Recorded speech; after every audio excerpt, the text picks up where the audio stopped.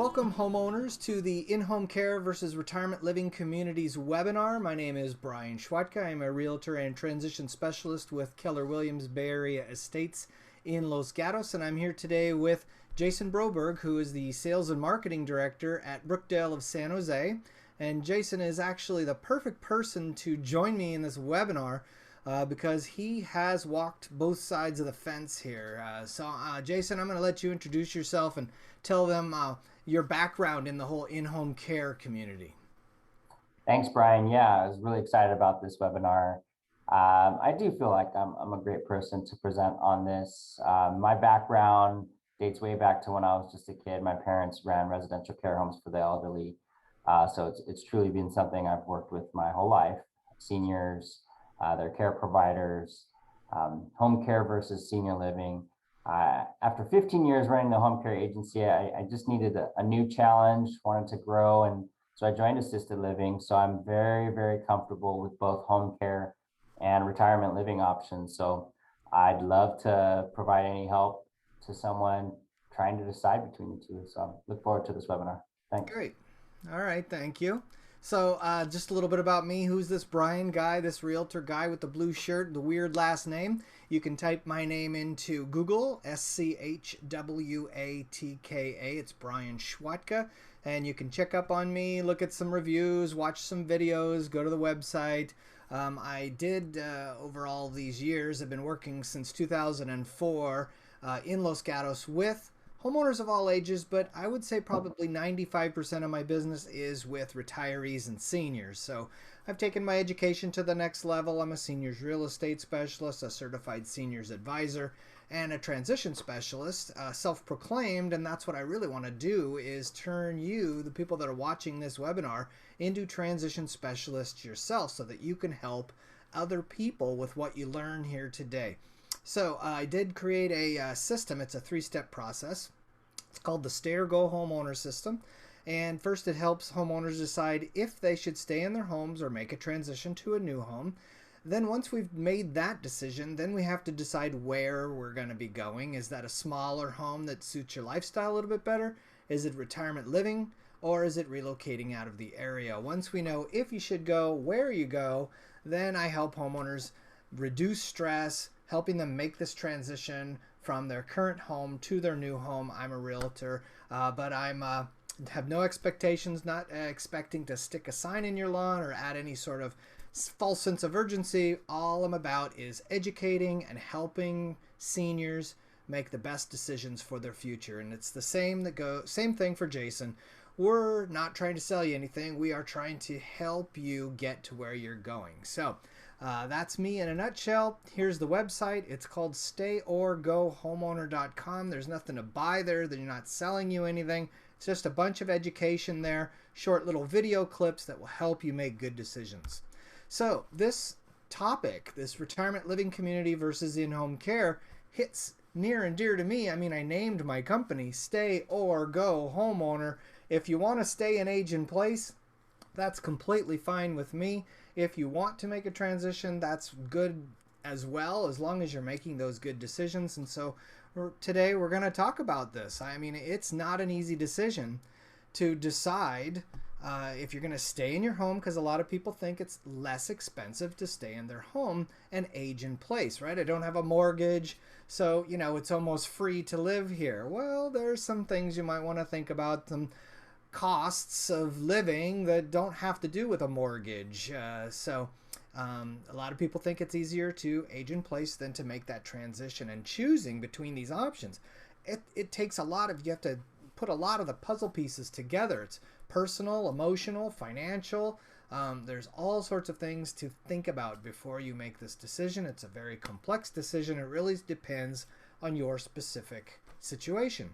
So your options that I usually see while I'm doing, working with my retirees, the first option is for them to age in place. Like we said, you can stay in your home or maybe move to a home that, better suits your lifestyle and stay there. Or you can, another option is move in with friends and family. I don't usually get a resounding, yay, I want to live with my friends and family kind of thing.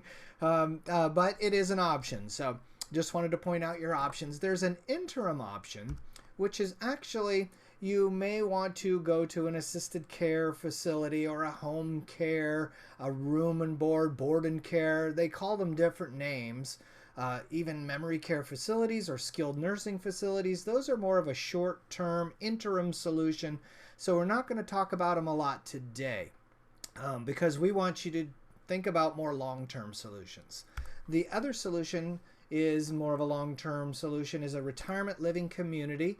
Some of them, the best ones, are the ones that can offer you a wide range of services rather than just specific lifestyles. So there's independent living, assisted living, memory support, and skilled nursing, all available at the community. So like I said, we're going to eliminate the interim solutions, and we're going to talk about the difference between aging in place or retirement communities. So what is in-home care in general? It really is just assisted living in your home to help you age in place. The acronym for that is AIP, age in place. And you pay by the hour. It's a la carte. You can have them come to your home full-time, part-time. They could come in a capacity of skilled healthcare or memory healthcare. So there's 3 different types. There's non-medical care, skilled, and memory care. And those different levels will be more expensive as you move up the ladder of time that it takes and expertise that it takes to take care of you in your home. So that's what in-home care is. It's a la carte. It's when you need it at your home. So what's the difference? What is a retirement living community? And we're specifically talking about a continuing care retirement community. But when I say that, there's different types of continuing care retirement communities. A typical one would have independent living, assisted living, memory care on site, and then if you needed some skilled nursing, that portion of it may be off site. So I'm going to refer to Jason here to just talk a little bit about assisted living portion of his community and how that could be maybe better or different or the same as a in-home care when someone's coming to assist you in living at home. So Jason, can you talk about a little bit of the differences there? Sure. Yeah, and I want to preface that by saying I support both models. Home care or retirement living can work for a lot of different people, and it's really specific to what your needs are and your wishes are. So assisted living in a community, it's like an apartment. It's your own home. You have your own life and your own independence, but you do have help right outside your door.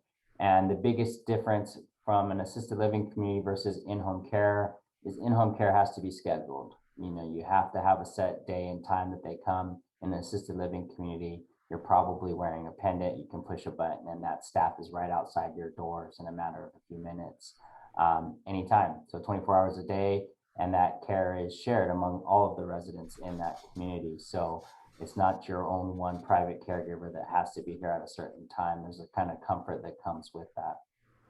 Yeah. And we're going to talk about the access and ease of accessibility of someone coming to your home versus you living there already, and they're already living there with you all the time, pretty much round the clock there at the retirement community. So, okay. So I hear in my travels in the 17 years that I've been doing this, I hear great things from people who are aging in place. They're taking advantage of in-home care. And I also hear great things from the people that have made the jump to the retirement living communities. So here's what I hear on both sides of the fence. So on the in-home care side of the fence, I hear, hey, I don't have to downsize all of my stuff. How exciting. I get to stay in my home with all of these memories and all of this stuff. And then you talk to the people at the retirement living communities and they say similar thing, but they say, I already did do the downsizing. Now I don't have a bunch of stuff anymore with me. So, both good. Don't have to downsize. I've already downsized. I don't have the stuff. On the left, in-home care, I don't have to move. On the right, with the retirement living communities, I've made my last move ever. So that fear, uncertainty, and doubt, all of the closure, and knowing what my future is going to look like is in place. And we're done moving. People that are having in-home care, they say, I don't have a mortgage, so it's free. Okay, I get it. You don't have a mortgage. It's not free, but, some cases you might be house rich, cash poor. Where on the retirement living community, they say, you know, I sold my house and now I'm rich. So they've cashed out and now they don't have to worry about that. Also, people on the in-home care side say, my house is going to keep increasing in value over the years, right? I mean, in the last 5 years, we're making like $100,000 a year just by living in our homes. Well, yeah, I would say there's market fluctuations. Every 8 to 10 years, your house is going to go up and down, and we don't want to wait too long because maybe the home decreases in value like we had in 2008 to 2009. So the people in the retirement living communities are not tied to real estate market fluctuations. Another thing I hear on the in-home care side or the aging in place side is my friends and family are going to help me, and my friends and family are going to come and visit me. Well, that's great. On the other side of the fence, my friends and family are unburdened. They don't have to worry about helping me anymore. And I'm meeting new friends, like-minded individuals who are there. It's, you know, when you're living in your current neighborhood, there's a lot of people that you knew and you grew up with that are moving and leaving and making transitions. And now the new generation is coming into the neighborhood and you might not know as many people. And so you might not be around like-minded individuals, whereas if you were in a retirement community, everybody there is in the same boat with you, all having a great time. Actually, if you want to call it a boat, it's more like a cruise ship on land. So on the left side, in home care, they say my caregiver cooks for me.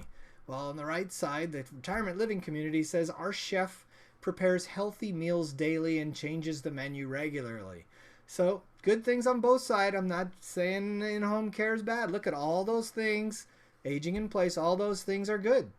And all the things on the retirement living community side are good. My caregiver drives me places. Oh, we have free transportation anytime. My caregiver spends time with me. Retirement living community, we have groups, events, health club, entertainment, social activities. And here's the big one.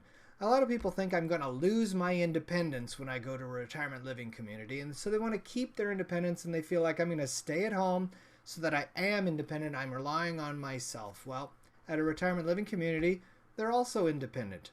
They do whatever they want, whenever they want, but they have people readily available when they need it, and they don't have to worry anymore. So, good things, both sides. We're not picking, what's better or worse. So, what we want to do now is talk a little bit more, go a little bit deeper on the in-home care side of things. So, what you typically get, in-home care services, personal care, companionship, supervision, laundry, light housekeeping, meal preparation, medication reminders, shopping, errand, transportation. That's pretty much what you would use in-home care for. It's the non-medical type of in-home care. The good thing is that all of these services are pretty much available at the retirement living community as well. So that's typically the services you would get, pulling someone in from outside to come to your home to help you. Now, you may be needing a little bit more help than typical just non-medical stuff. And insurance companies and in-home care agencies use these ADLs, these activities of daily living, and they determine the needs of the individual and actually what the insurance is going to cover, how much it's going to cost, what kind of caregiver that they're going to send you, based on these types of activities of daily living. So I'm going to refer to Jason here on this one. Anything to add on ADLs, and is there some sort of red flag like don't have too many ADLs or else you're going to need some more care? Or how did the whole ADL thing, how's that work? So yeah, ADLs, a big part of the assessment on what your needs are, right? If you're going to need assistance with just a couple things, can you manage at home safely with the caregiver better? Possibly. But then that also makes retirement living easier too, because you need less services, it's less costly. The more services, the more help you need, it gets a lot more costly to stay at home. And I think that's when the transition to a community will probably start making a little bit more sense, because that care is just right outside your door. And even though the home care agencies do have some skilled caregivers, at the community level, there's a different standard there. and they are able to kind of elevate the care along with you. Many of them, like my community, have a nurse too, so there's a little That's difference there good. when it Having a comes to nurse care. on site. Wow. Yeah. That's yeah. Would you say, actually looking at this, that if someone had, let's say, maybe 3 or more of these, that would sort of determine whether they would make the jump from independent living to assisted living? Is this when you need assisted living, when you need 3 or more of these? I've always said every case is unique. I'd hate to put a thing if you're at 3, you can stay, and if you're at 4, you need to move, because it's really never that clear. But yeah, generally speaking, there's a lot of sense to that. The more care needs, the more it makes sense to make a change for sure. Um, and the home care, there becomes kind of a point where a lot of it, you might as well make the move because it probably makes more sense.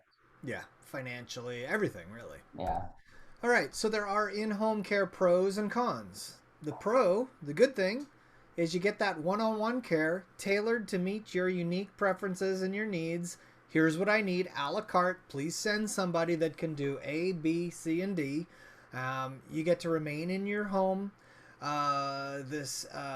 Depending on when the care is needed and the skill level required, in-home care can actually be cheaper than assisted living because maybe you only need 6 hours a day. And yes, that's definitely more affordable. So yes, it can be a little less expensive.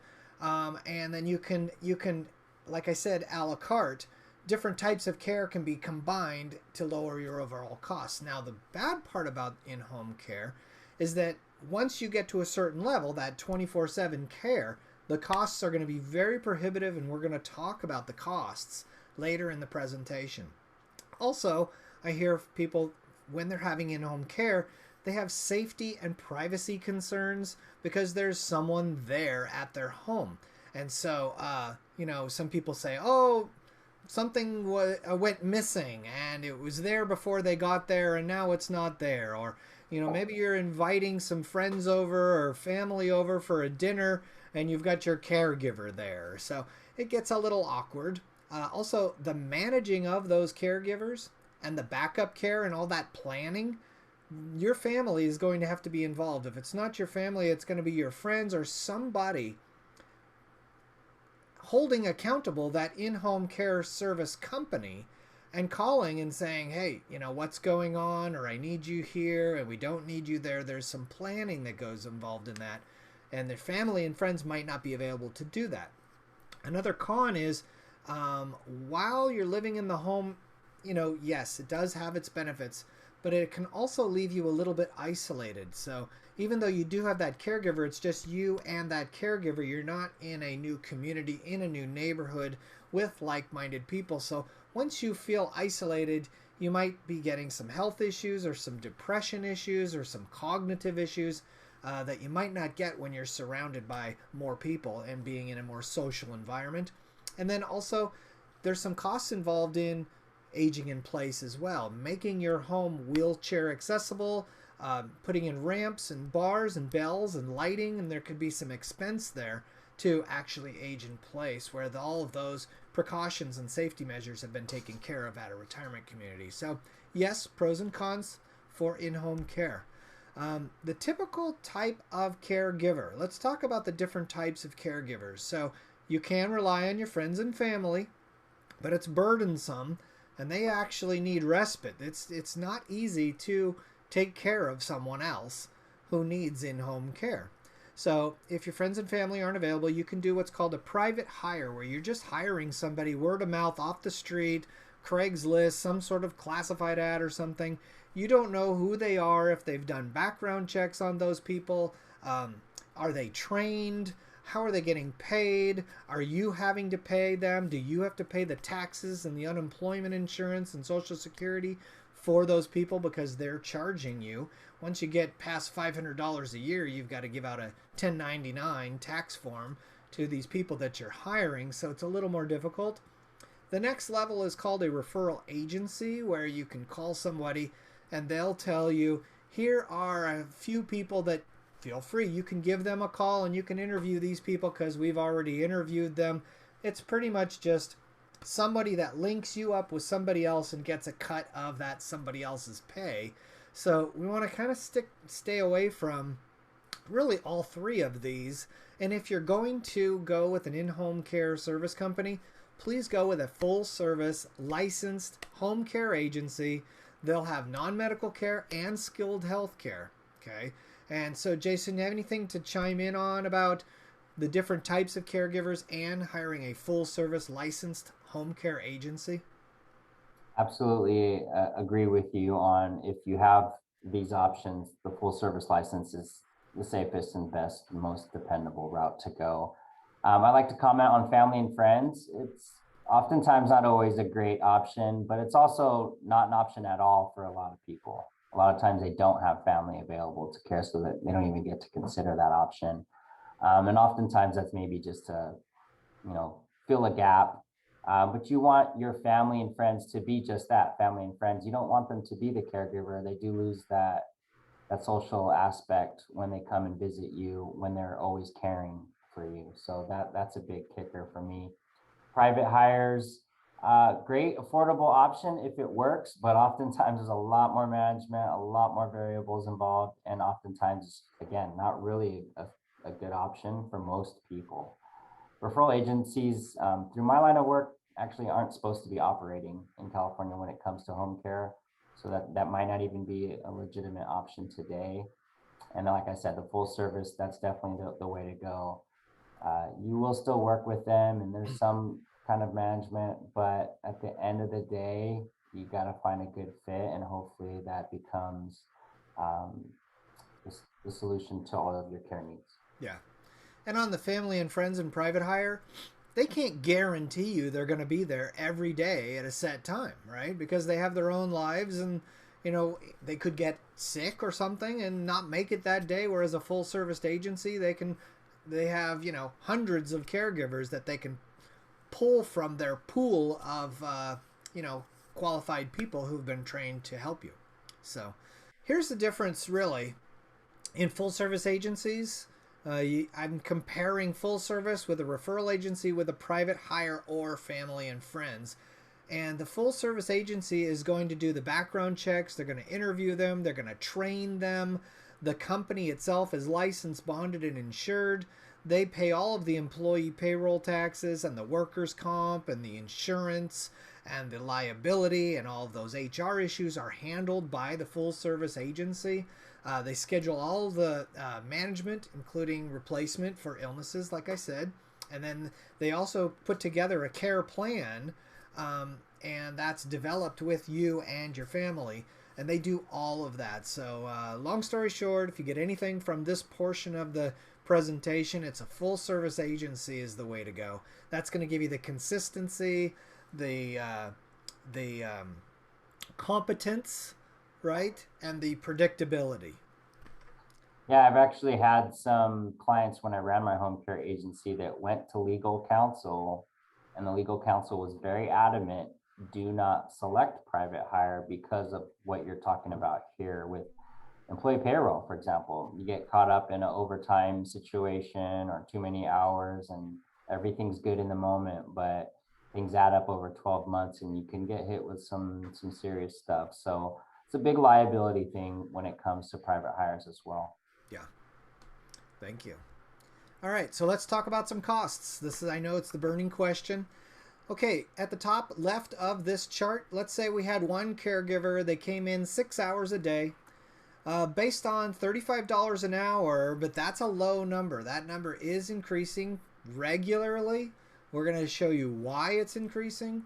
$35 an hour is actually a low number compared to what I've heard in the industry, but so we're trying to be conservative here. Let's say one caregiver, 6 hours a day, that's $210 a day, $1,470 a week, and actually $6,300 a month, or $75,000 a year for just 6 hours a day. Okay? 6 hours a day, not much happens. That's like, take out the garbage, make some food, do a couple of things for me, maybe do some laundry or whatever. That's a pretty expensive person for just 6 hours a day. Now, the next number down, you see two caregivers for 6 hours a day. The reason I put 2 caregivers is if you are a couple, or if one of you are a little bit heavier in weight than the other and you need to be transferred, and the transfer is going to take 2 caregivers to help you transfer, then you're going to have to be paying for both of those caregivers. So the cost is really going to increase with 2 caregivers for 6 hours a day. So let's take that off a little bit. Let's go down to 1 caregiver for 12 hours a day. You're talking about $12,600 a month for not even around-the-clock service. That's $150,000 a year.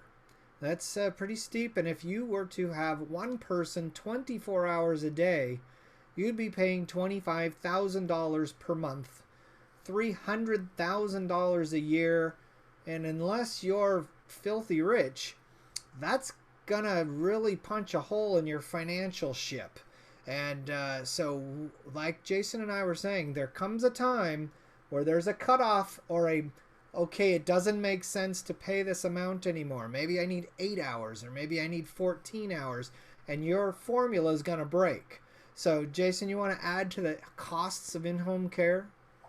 Yeah, I mean, clearly the numbers show the higher the number of care hours you need, it's going to really hit into your budget. But a couple of things that aren't even being pointed out here, and this is, like you said, very conservative with the hourly rate, is there's no overtime taken into consideration here.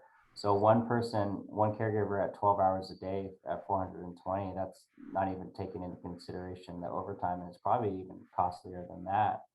And then if you split that 12 into the 2 people for 6 hours each day, you're going to start thinking about how many people are coming into your home, especially if it's 7 days a week, because it's not going to be one person caring for you 7 days a week. That's at least 2 people. And if you need a lot of hours, that's now 4 people. So you're going to have 4 to 6 people probably coming through your home in a week. And so that's something to take into account too. Yeah. And the prices go up from here if you needed skilled or dementia. This is just regular in-home care, the basic stuff, non-medical. So, all right. So, yeah, as you can see, the costs get a little prohibitive. And yes, a la carte, part-time for a certain amount of time, it makes sense. But no one can predict how your health is going to escalate, what's going to happen, when you're going to need that help. And now what we're going to talk about is paying for that in-home care. So you could either pay for it out of pocket, which is pretty expensive, and sometimes your costs are going to be more than you actually have in your cash flow. So you're going to need some help. So some of you may have long-term care insurance, which will cover a little bit of it, or maybe some of it, or in some cases, if you have a really good long-term care policy, it might cover the whole thing, but it might not cover it indefinitely. It might be a certain amount of time. And long-term care insurance is almost not available anymore. It's very difficult to find because they're starting to eliminate it or drop it or discontinue it. So, Jason, you want to talk about paying for in-home care and also maybe even paying for assisted living, skilled or memory at your facility as well. So can you talk to paying for all of this care? Sure. A large percentage of it is private pay. Basically, you're paying for it out of pocket in both situations. There are resources available if you're a veteran, if you worked for a large employer at my community, maybe you get the discount, there. Long-term care insurance is an awesome resource for those that have it, but most people do not. At the end of the day, it's very, very costly. And if Medicare is going to get involved, it's probably not going to be assisting at home. It'd probably be in an assisted living facility, or you're needing a skilled service of some sort. So most of the time it's going to be out of pocket. Yep. And all of these pretty much are temporary. They're not going to be a long-term solution. Even the reverse mortgage, you can get $300,000 out of a reverse mortgage, but if you're paying $150,000 a year for care, 2 years later you're done. So we've got to do something. And really what we want you to do is to be proactive, right? Don't be reactive. Don't wait for all of this to happen. Put things in place, put a plan in place, maybe put a timeline in place like, yes, I will do this for a certain amount of time, and let's call that 2 years, and then I'm going to make a transition. But as long as you're thinking proactively, making things happen, not waiting for things to happen, we're happy. All right. So that's paying for in-home care or assisted living. Now, it's a kind of a sad thing, but I want you to realize that when you need in-home memory support, what's important to a person who is having cognitive issues is consistency and trust. That person needs to see and see the same person over and over again, see the same place where they are over and over again. It gives them that comfort factor that they need. They also need skilled caregivers, and most home agencies aren't really focused on dementia training. So they do have maybe a handful of people who may have been sort of trained in that memory care area that can help you. But there's a big demand for those right now, and it's very difficult when you go to an in-home care company to say, I need memory support and I need somebody who's skilled enough to do it, who's been trained to do it. It's hard to do, hard to find those people. And there's a lot of hidden costs like I talked about earlier. You know, you're going to need to update your bathroom. You're going to make sure you have a restroom and a bedroom on the first floor. Very important. You're going to have door locks and chimes and cameras and all sorts of safety issues. So that's very expensive to get your home ready for someone who has memory issues. It's really difficult on the other person taking care of that person who has those memory issues. So the person with dementia is getting the care that they need, yes, but if you were at a retirement community, the spouse, without that memory care issues, they would have a built-in community of, you know, activities and support network and staff who knows what they're doing, and the non-memory care homeowner, I don't know what we're going to call that person, but that person needs respite, that person needs assistance, that person needs to be re-energized and be somewhere where it's not all on them the whole time. This is a whole nother world, this whole memory care support system. And if you are in a retirement community that has memory support, well, wouldn't that just be wonderful to not have to do it yourself, and they could be being taken care of by the right personnel. You're there at the same community. You can still have meals with them. You can visit with them. You can spend time together on the same campus. So anything to add on memory support, Jason, for in-home versus community? Yeah, I think that the last part was the biggest kicker for me. A lot of family members and spouses that have a loved one with dementia, they can't relax at home while that person, even with the caregiver there, they're watching over and managing those caregivers. They're not getting the rest they need. And those are definitely individuals that I'd love for them to explore the community living life, because they have the care built in and they're going to get that rest, even if they're in separate apartments, because they're going to visit that person often, just being 100 feet away from each other, even in different apartments. That's one that I definitely ask you, if you guys are watching this video now and you're in that situation, ask yourself if you're getting the support that you need, not just your loved one. You have to be selfish to some degree, because you don't want the dementia in your spouse to deteriorate your own health. Yeah. So retirement community is going to have the consistency. They're going to have the skilled caregivers.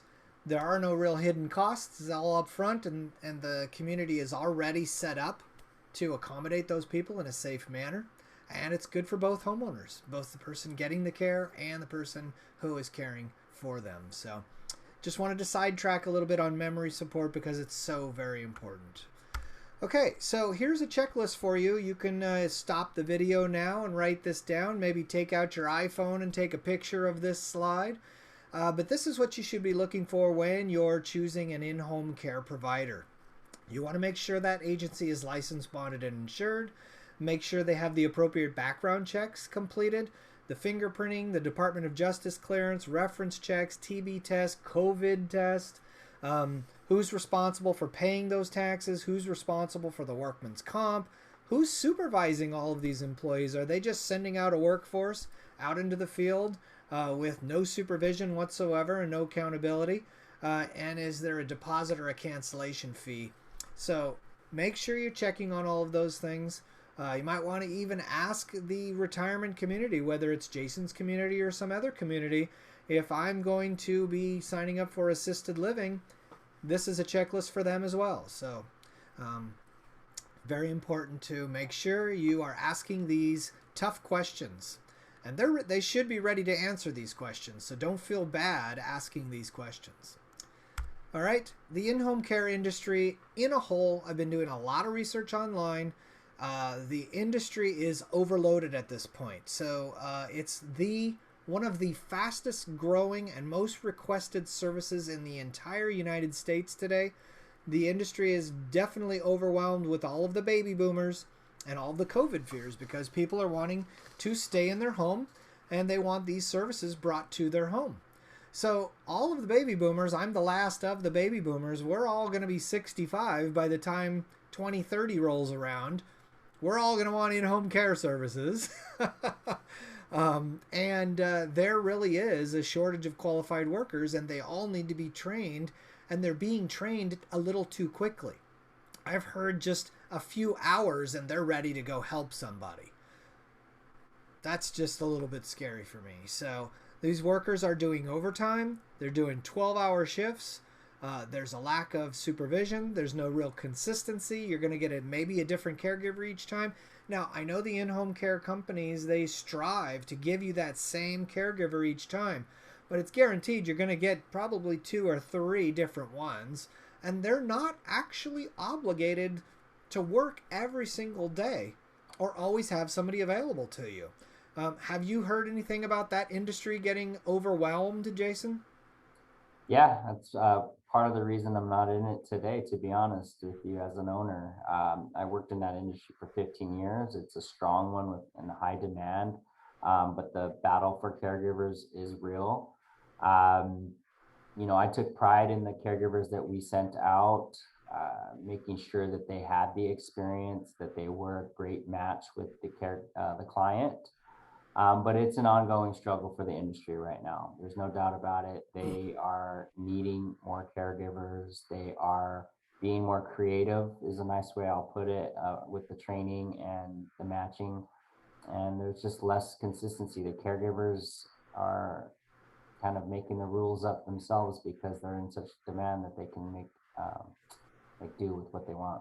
Yeah. 10 years ago, the demand wasn't as high and the prices were actually lower. They were like, $25, $27 an hour. But supply and demand says, the more demand you're going to have and the less workers you have, you're going to be paying more. So, and these workers need to be paid more as well because the cost of living is going up in this area. We're living in the most expensive area in the world, and you're talking about $35 an hour. Well, the in-home care company is getting a large cut of that $35 an hour, and so these employees aren't making as much. So that kind of dovetails right into the other thing, is these turnover problems. It's the number one issue with in-home care companies, and the turnover rate in 2018 was 82%. I can only imagine what it is now. And in 2018, 50% of the home care providers had to actually turn people away because they didn't have enough caregivers. It's getting worse. So they're not making enough money to live in this area, so they're commuting from out of the area. So they might be late. The caregivers are shifting into other jobs where they can make just as much. Minimum wage right now is what, $15, $17 an hour. These caregivers are probably making $20. So with all of having to go through all the training and it's a difficult job. It's not an easy job to be a caregiver. It takes a lot out of you. So they're moving away from caregiving and going into other opportunities where they're making just as much. And so these prices are going to start increasing with the less people they have. Also, if you only need 6 hours a day and the in-home care company can find somebody who needs them for 24 hours around the clock, that's going to be a bigger fish, and that in-home care company is going to divert their attention to somebody who's paying them, that $25,000 a month as opposed to, let's say, $6,000 a month. So lots of things going on in the in-home care community right now, the in-home care industry, I should say. So there's some complaints. I don't want to dig into it. I don't want to talk too badly about in-home care companies. These are just what I've heard on the internet, that people are having some issues. You can stop the video and look at that. I don't want to just harp on the negative things. So let's switch and talk about when is it actually time to consider just assistance in general, whether it's in-home care or at a retirement community. Some people are starting to feel lonely or depressed. They might need some help around the house. Their balance is becoming a little unsteady. They're starting to lose track of, did I take my medications? Did I fill all the container doors with my, my prescription drugs that I need? They might be recovering from an injury or an illness, where they just need a little short-term stay. Or they could have a decline actually in physical condition or memory. Now, here is the big kicker. You can decide to have in-home care. You can decide how long you want to have in-home care. But I don't want you to wait too long to make this decision. The reason for that is because when you go to a retirement living community, they want you to come in the front door. They want you to come in the independent living front door. And then when you're at the continuing care retirement community, or a community that has multiple levels of service, you will have access to all of those, but they prefer you to come in the independent living front door. Then, as a member, or you could almost call it a country club membership there, you bought in, you're in, you have preferential treatment, and you move through the system into assisted living, into memory care if you need it, and into skilled nursing if you need it. It's very difficult to come in the side assisted living door or the side memory care door into, let's say, Brookdale, because the people that came in the front door get preferential treatment and first right of refusal going through the system. If you've had your in-home care and you've waited too long and now you need a lot of assisted living services, you might call a community and say, okay, we're ready to come. And they say, well, we don't have an opening for you because you didn't come in the front door. So, Jason, anything to talk about? Do you ever have, I'm sure you do, have people calling you a little too late? Sure. So what you're talking about, we call in-house transfers. Basically, our memory care is always full, but there are openings that come up, and it most often goes to someone that's already in our community in independent or assisted living. Assisted living, there's some availability today, but I think that's going to be something that will fill pretty quickly. And again, in the future, it's going to be going to those in-house transfers. So one of the most common things that's told to me after a resident moves into our community, whether it's the resident themselves or the family member, is we should have done this sooner. Yeah. There's a lot of unknown about assisted living. And so, kind of jumping ahead here, is I just ask that you kind of uncover that unknown and come for a visit and see for yourself, because oftentimes it's, shoot, I should have done this sooner. Yeah. Yeah. Well, the family, I'm sure, is saying, gosh, mom and dad, you should have done this sooner, right? That's a lot of burden on them. So, okay, so don't wait too long. That's the message. If you're going to get anything throughout this whole presentation, if you're using in-home care services on a sporadic basis or an a la carte basis, don't wait too long to go in and see what this is all about. See what it's like to come in the independent living front door and see about all the community has to offer to you. In fact, here is just a short list of all the things that the communities do have for you, and I don't think you're going to get any of this in your home. The fitness center, arts and crafts, billiards, there's walking paths, there's a community kitchen, and there's a general store, there's people around you, postal services, personal solutions, there's a concierge there, a library, all sorts of things that are included in your monthly fee, in addition to all of the help you're going to get from the people that are already there, that are there on a regular daily basis around the clock anyway. You're not having to call anyone. They're already there. They live there, or they're working there, and you're living there. So that's the benefits of living at a retirement living community. And let's talk about some prices of retirement living community for Brookdale. For a one-bedroom unit, Jason, you want to take over from here and talk about some pricing for the different units and how that would actually compare to in-home care? Sure. Yeah. So this is just for my community. There's a lot of different options out there and different prices. I think we're one of the unique ones in that we're competitively priced. We're not skyrocketing because we just opened up. We do have independent living, assisted living, and memory care at our community. So let's talk about those options. In independent living, a one bedroom, you're starting at about $4,800 a month. It does include everything that he just shared on that last slide, plus all your dining and housekeeping, utilities. So if you're at home and you're thinking about not only the care, but you're still paying for the yard, the gardener, the utilities, it starts adding up. And so this number will start making a lot more sense when you compare what you're paying at home. Two bedroom is a little higher.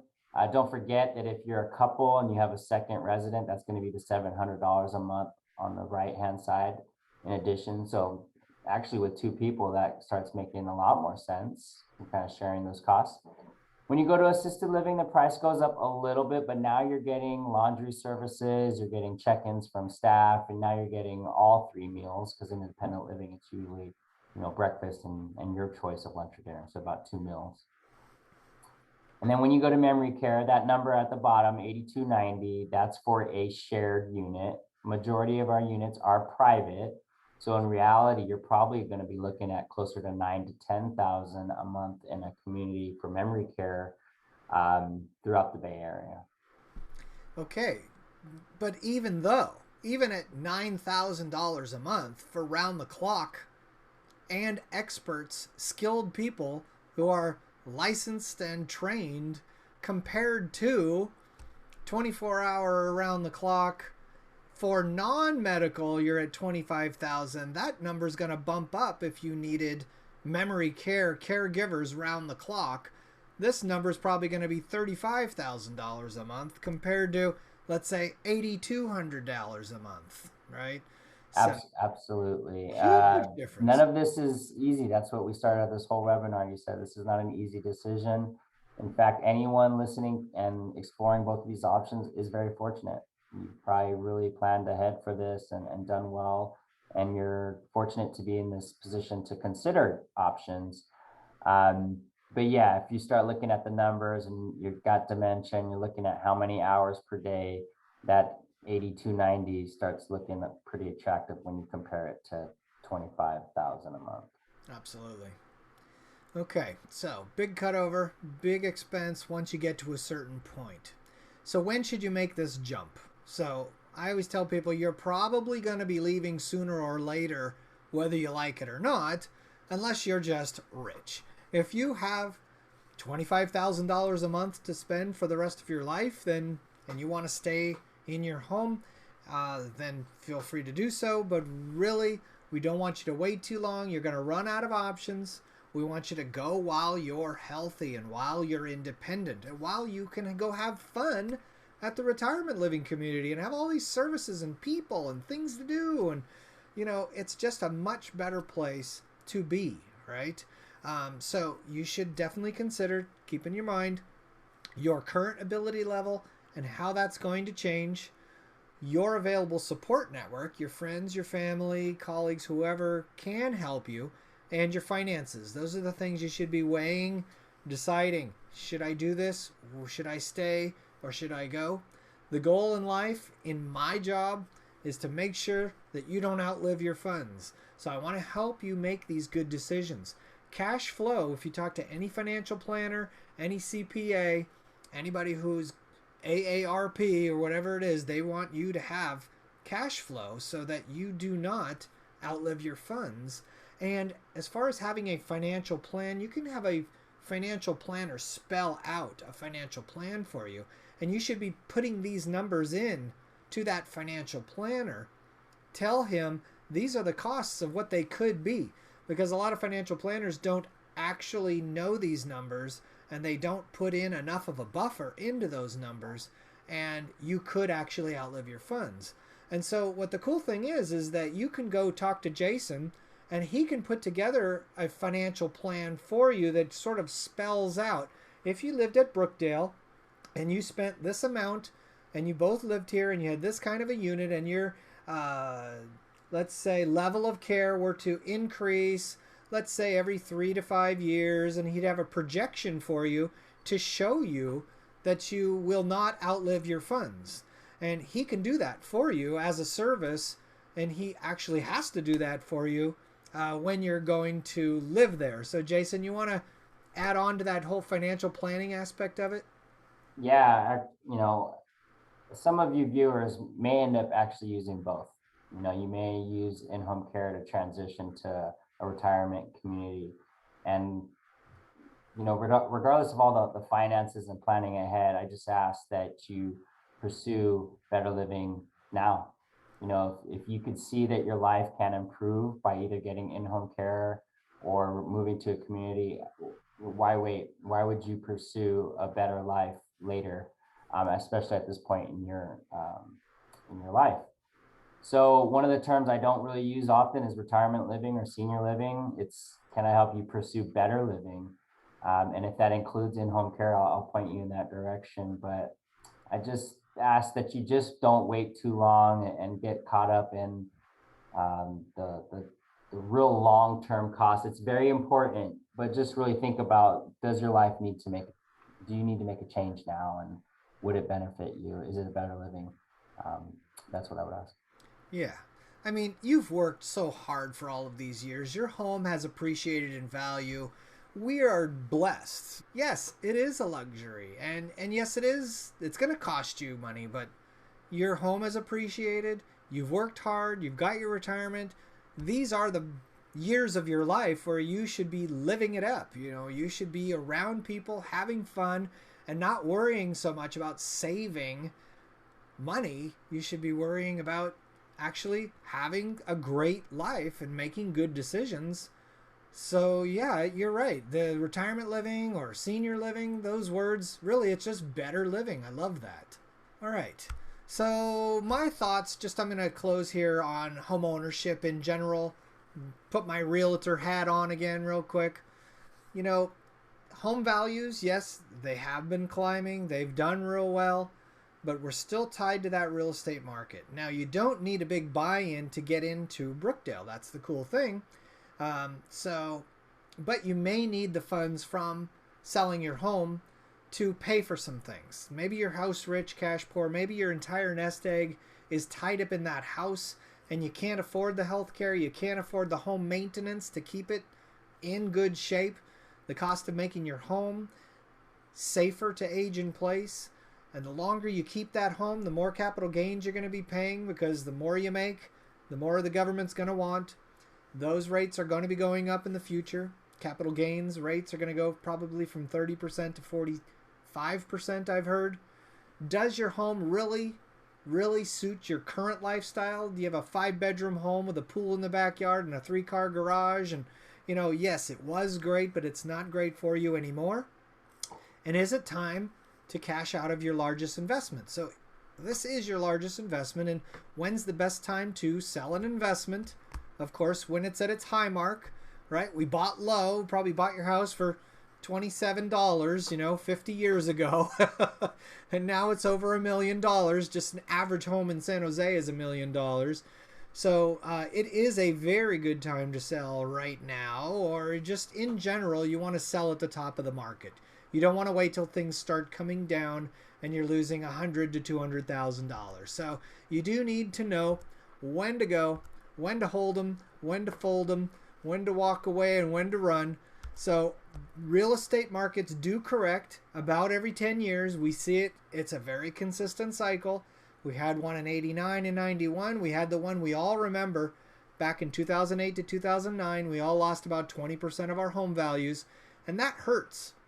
20% of $1 million is $200,000, which is going to go a long way as far as years of paying for services that you need. So we actually saw the beginnings of a correction in 2018 to 2019. We started to come down, and everybody said, oh boy, here we go, we're going down. It's been 10 years from 2008 to 2009, 18 to 19, 10 years later, we started to go down. But 2020 came along, COVID came along, everybody stopped doing everything, and so there was no inventory, okay? So the prices stayed high, artificially high for 2020. And when these dips do happen, they take about 5 to 6 or 7 years to come back. And no one thinks it's going to happen. Everybody's like, my house is going to keep going. Let it ride, right? But when it hits hard and fast. So why does a real estate market take a dive? It's all this one word. It's called inventory. The more homes on the market, the lower the prices are going to be. The more of something there are, the less expensive those things are going to be. I'm noticing, I'm seeing, I've done videos, I've done classes on why inventory is going to increase. And right now, people are leaving. So they're leaving for a number of reasons. I think I have 19 reasons. The number one is Proposition 19. That is that you can take your property taxes and move anywhere in California and keep those old property taxes, those Prop 13 property taxes, based on, when you bought your home for $27, so you're probably paying hardly any property taxes. Now you can move anywhere in California and keep those property taxes. So people are doing it. They're taking advantage of it, and they're leaving this very expensive place, and they're hearing that their neighbors are selling their homes for $200,000, $300,000 over asking, and they're saying, well, I'm going to get while the getting's good as well. So those two things in general are going to start increasing inventory. Once inventory increases, prices are going to start dropping, and actually there are going to be flat appreciation rates. There currently are flat appreciation rates. Our neighboring states, Idaho, Utah, Nevada, Colorado, New Mexico, Texas, those are increasing in appreciation, and we're sort of flat. So people are definitely leaving the area. You don't have to live in Cupertino to work at Apple anymore. So people are telecommuting. They're leaving this area. They want a different way of life. They want larger homes because they're working out of their homes now. They're doing homeschooling now. The cost of living is a little much better outside of this general area. Mortgage rates are really good, but they could be going up. There's a lot of social and political and taxation things that are going on in Silicon Valley and in California. And believe it or not, because of COVID, that unemployment we're really getting hit with some unemployment. So people are leaving to go to other areas where there is more employment. Rental prices, a lot of things. So I'm not trying to get all down on California or down on Silicon Valley. I'm trying to make a point here that I think inventory is going to be increasing. And if you see any of these things going on right now, which I see them all happening right now, I think we're headed to a correction. So not trying to instill any false sense of urgency in you. I just want you to know that now it's white hot and we don't know what it's going to be like next year or the year after. So that's my 2 cents. Just wanted to help you make good decisions. So what are the next steps? You need to determine how much help you need. Talk to your family. Evaluate the pros and cons of in-home care versus a retirement community. Take a tour of a retirement community. Some people think, I don't want to go down there. It's going to make me feel old and it's a bunch of people in wheelchairs, and it's not that. It's a beautiful, wonderful place with a bunch of happy people. I don't know what you guys put in the water there, but every time I go to Brookdale, they're very happy people. They're always doing things. They're hanging out together. So take a tour, go see Jason, get on that waiting list sooner than later. Be proactive. Don't wait for things to happen to you. So Jason, any final words on what they should do now at this point? Yeah, I mean, at the end of the day, like I said, you're fortunate to consider your options, but don't wait. Do it now. Uncover that unknown. We are not a nursing home. This is better living, like I said. Come out for a tour. You don't have to sign a contract just to come visit. So see for yourself if it's something that's lively enough for you or private and quiet enough for you, because you can get both of that in a retirement community. So do you need to socialize? That's a big difference from staying at home versus a community. Do you want a nurse outside your door? Ask yourself these questions, but come out and visit and just explore it. I think that now is better than later when you're talking about pursuing a better life. Yeah. Okay. Well, if you need my help or you need Jason's help, you can schedule a personal consultation. I call them a homeowner analysis. No expectations, strings attached on my part. If you want to talk about your perfect future scenario, you want to talk about retirement living options, you want to talk about what those capital gains are, if somebody passed away, what should you do, how you're holding title, how to get your home ready to go on the market, what you do need to do, what you don't need to do. Should you buy first or sell first? Should you occupy that home while it's on the market or should you vacate? That's pretty much it. Thanks for being proactive homeowners. Thanks for being here on the webinar. Jason, thanks for having me and thanks for your knowledge. And you know what? Use this guy. Jason, I mean, if you could go meet with any one person who knew about in-home care versus retirement living, you've got the both of them right here in this one person who can give you a non-biased opinion. So Thank you, Brian. Yeah, I believe it. And, Brian and I share the same sentiment that we are trying to help you guys make a good, sound decision. I work inside a community, but you can trust that I'm not going to only talk about Brookdale San Jose. I'm really going to want to know about your situation and what's best for you. I have tons of connections in home care. I have tons of connections at other communities. So let's find what's best for you. And like I said, let's pursue better living.